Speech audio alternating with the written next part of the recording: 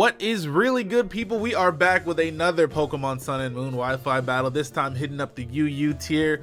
Wanted to try out this team again. I used it in the past, but I didn't really get to let a few of these Pokemon shine, so trying out the team again. My opponent, see, look at these teams right now. This is pure hyper offense. There's really not one bulky Pokemon on either of these teams. Now, I say that even though there's a Clefable right there, but my Clefable is a lead set. It has max special attack and speed, so it's not really that bulky at all. So like I said, these are the kind of battles that I want to have on Wi-Fi. Quick, prediction heavy, clean battles. Anyways, he's gonna go ahead and lead off with his Azelf. I'm gonna go ahead and lead off with my Clefable because, like I said, it is a lead set. His Azelf is named Gone, so I'm assuming it has Explosion. Anyways, I'm assuming he's gonna go for the taunt because most Clefables will go for Stealth Rocks in that situation, and he probably doesn't want Stealth Rocks up at any cost, even though he does have a Starmie to Rapid Spin. But either way, I'm gonna go straight for the Moonblast, expecting the taunt. And he's going to go ahead and set up his rocks next turn, and I'm going to go for another Moonblast. So this favors me. He was able to get up his rocks, but I am able to take out his Azelf and still keep my Focus Sash intact, meaning that if I do want to, I can switch out and come back in on the rocks and not take any damage because I have Magic Guard, and then set up my rocks again later on. So here he's going to go out to his Gengar. Definitely do not want to take a Sludge Bomb right now because I want to come back in and set my rocks up. So I'm going to go out to my Scizor. Even though the switch was pretty obvious, I just didn't want to risk it at all. I knew I could take some hits with my Scizor anyways. Luckily for me, this Gengar actually turned out to be not Life Orb. So because of that, I'm able to take the Shadow Ball pretty well. And judging by that damage, he's probably Scarfed. Or maybe he's Leftovers, something like that, because he doesn't have any extra damage on these Shadow Balls. Otherwise, I wouldn't be taking them so well right now, I'll tell you that. But I am almost dead from taking 2 of them after the Stealth Rock, so I'm going to go for the Roost. The Shadow Balls aren't doing quite half, so I'll be able to take a few more and probably get my HP a little bit higher than what it is now, especially with the Leftovers. So that's what I'm going to do now, just kind of Roost stall until him going for Shadow Ball is as unattractive as possible, so that maybe I can U-turn back out to my Clefable and set my rocks back up. So what I'm going to do now is, once again, I'm going to go for the Roost.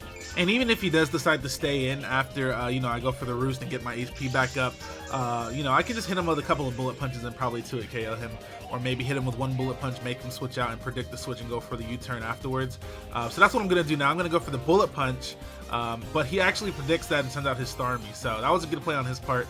He knew I wouldn't go for another Roost after that. I could have. I probably should have, honestly.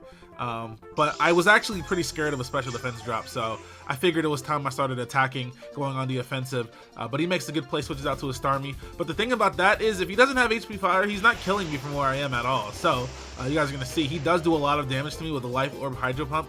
But it's not enough, man. It's just not enough. I'm going to go for the U-turn. You're going to die. I'm going to set up my Clefable and get my rocks up anyways. Your Rapid Spinner's dead now. Let's go. Clean turn for me, people. Very clean turn. Like I said, I U-turn out. I'm gonna bring out my Clefable. Clefable looks absolutely terrible on Citra and on this, this background or this lighting. I don't know what it is. They just made him look awful on here, man. I don't know what's going on. But either way, he's gonna go back out to his Gengar. He doesn't go for the Sludge Bomb because he knows very well that I could easily switch my Scizor in, but I'm not going to switch my Scizor in. I actually really want to save my Scizor for his Terrakion in case it comes out, because that thing is definitely a threat.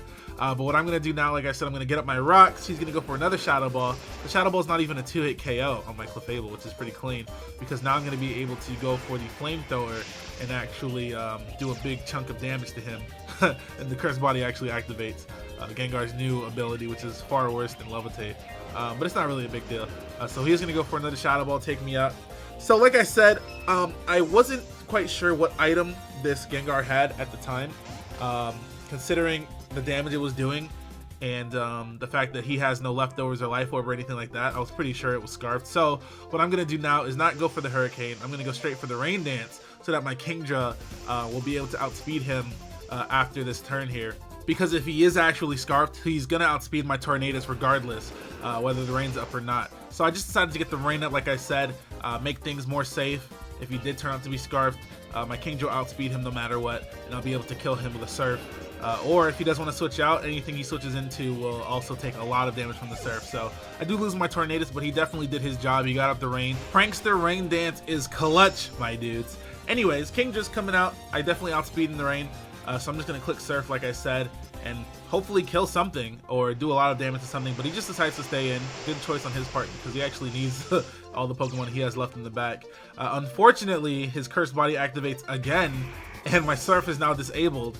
Now, I'm not quite sure if that's why he went out to a Scizor. Maybe he didn't expect me to have 2 water moves, because I definitely have Hydro Pump, and I'm definitely going to click it right now.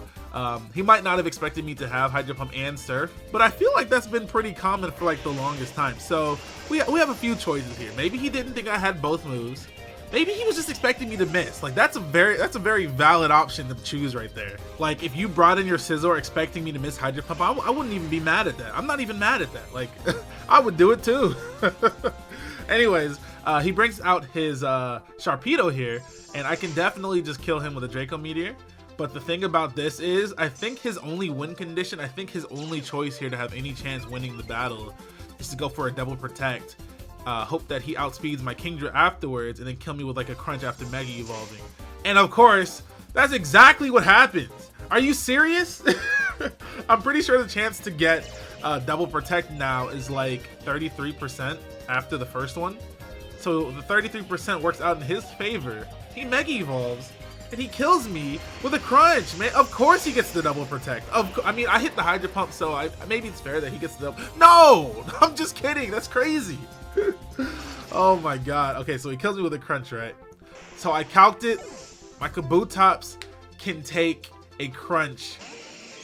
Maybe. Like, he has a 70% chance to kill my Kabutops after Stealth Rock. So what I have to do here is bring out my Nidoking so that the rain ends on this turn, because there's only one more turn of rain, the thing tells you on the screen. So I saw that, I was like, alright, so I'm gonna send out my Nidoking, the rain's gonna stop, I'm gonna send out my Kabutops so that he has to use Crunch, and actually Crunch and Waterfall did the same amount of damage, but the thing about Waterfall is that it flinches, so I wanted him to use Crunch, I didn't want him to even have the choice to use Waterfall. And I live with 3 HP, yes, let's go, yes, let's go, yes, yes.